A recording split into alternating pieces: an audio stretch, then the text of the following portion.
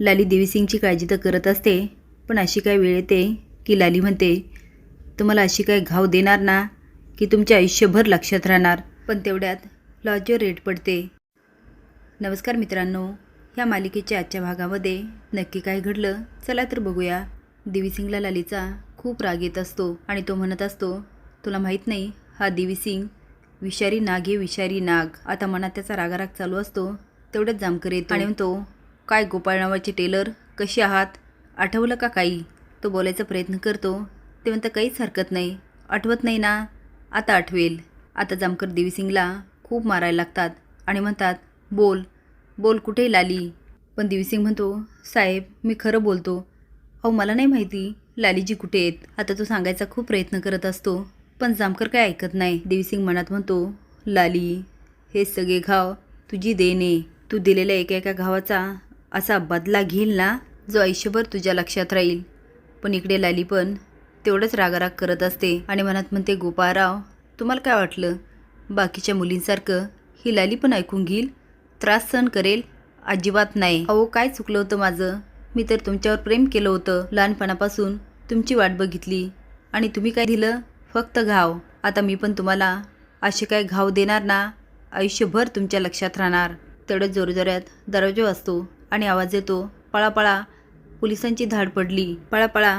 आता मात्र लाली घाबरून बघायला लागते आणि म्हणते, पोलिसांची धाड म्हणजे जामकराने तर नाही टाकली ना धाड, का ह्या रिसेप्शनवाल्याने माझी टीप दिली त्यांना. आता लाली लॉकमधून बाहेर बघत असते आणि तिच्या पायाखालची जमीनच सरकते. खरं तर लाली खूप सावधगिरीने राहत असते.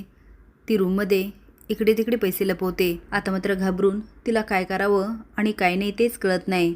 फुलाबाई रडत असते आणि म्हणते, अहो सोडवा ना आपल्या गोपाळला. आप्पा म्हणतात त्याचेच प्रयत्न करतो, पण जामकर ऐकायलाच तयार नाही. त्या जामकरचा ना काहीतरी करावं लागणार. आजी म्हणते, होय तर आलाय मोठा करणारा. आप्पा म्हणतात, म्हातारे तुम्हाला ओळखत नाही, मी पैलवान आहे, पैलवान. आजी म्हणते, होय तर हारणारा पैलवान. ज्याला माहीत नाही ना त्याला जाऊन सांग. आणि बघ चिवड्या, त्या भामट्याला अजिबात सोडू नकोस. एक दिवस ना तो घराला आग लावील, सगळ्यांची मुडदे पाडील, मग बस बोंबलत.